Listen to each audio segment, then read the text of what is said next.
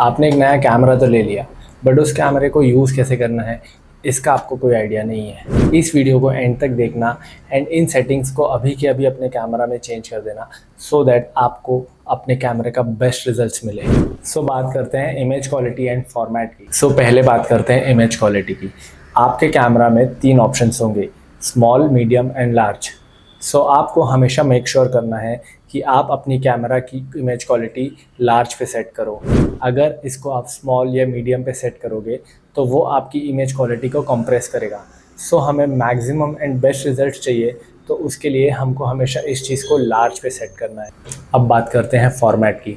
By default आपके camera में 2 format होते हैं, एक है जेपेग एंड एक है कैमरा रॉ। अगर आप जेपेग में शूट करते हो तो आपका कैमरा खुद ही बाय डिफ़ॉल्ट एक इमेज को ऑटोमेटिकली थोड़ा बहुत एडिट करके आपको डिलीवर करेगा। बट अगर आप रॉ में शूट करते हो तो कैमरा आपको एकदम नेचुरल, एकदम रॉ इमेज देगा।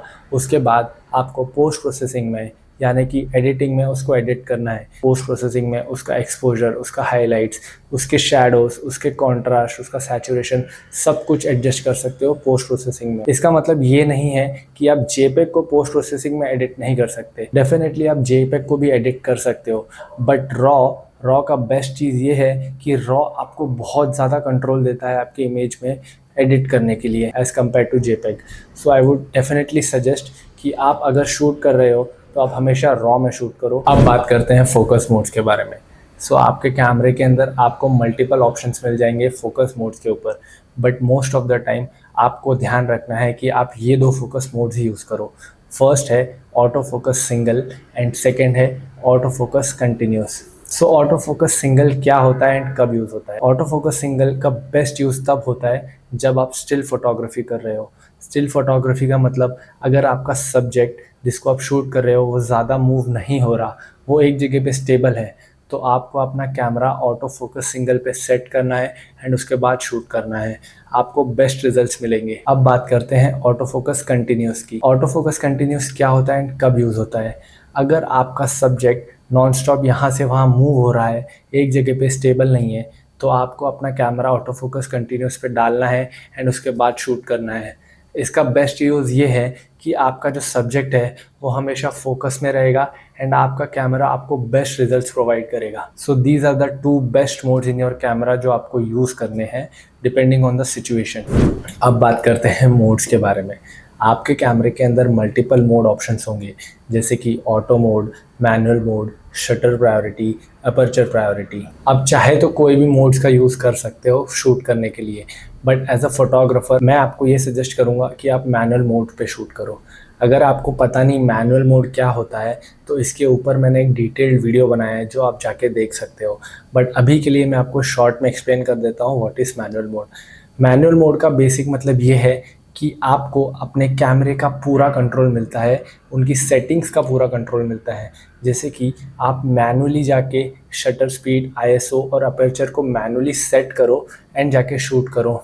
मैनुअल मोड पे शूट करने के काफ़ी ज़्यादा एडवांटेजेस हैं। बहुत सारे बिगिनर फोटोग्राफर्स स्टार्ट में ऑटो मोड पे शूट करने की आदत डाल देते हैं, बट ऑटो मोड पे शूट करना एक बेस्ट प्रैक्टिस नहीं है।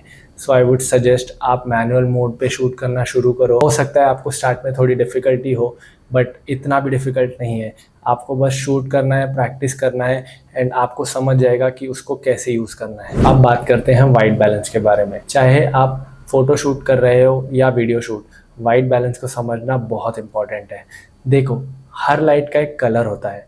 जैसे कि अगर आप सनसेट के टाइम पे देखो तो लाइट का कलर थोड़ा गोल्डन होता है, थोड़ा वार्म होता है, but at the same time अगर आप क्लाउडी डे को देखो तो लाइट का कलर थोड़ा सा ब्लूइश होता है।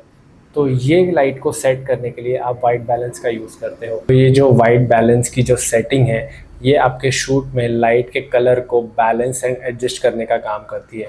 अगर आपके फ़ोटो या वीडियो में आपकी इमेज ज़्यादा येलो लग रही है तो इसका मतलब ये है कि आपका वाइट बैलेंस थोड़ा सा वार्म साइड पे ज़्यादा सेट हो गया है।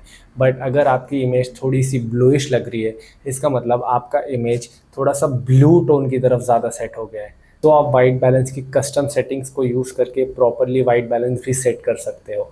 एंड अगर आप रॉ में शूट कर रहे हो तो ये चीज़ आप पोस्ट प्रोसेसिंग में यानी कि एडिटिंग में इजीली सेट कर सकते हो एंड प्रॉपर रिजल्ट्स निकाल सकते हो। अगर आपको वाइट बैलेंस के बारे में कुछ नहीं पता तो आई वुड सजेस्ट आप ऑटो वाइट बैलेंस पे शूट करना शुरू करो। 99% ऑफ द टाइम आपका कैमरा एक अच्छा रिजल्ट देगा अगर आप ऑटो वाइट बैलेंस पे शूट कर रहे हो। So that's all for the video guys. I hope आपको इस वीडियो से कुछ सीखने मिला हो, and do follow me, do subscribe to my channel and keep supporting.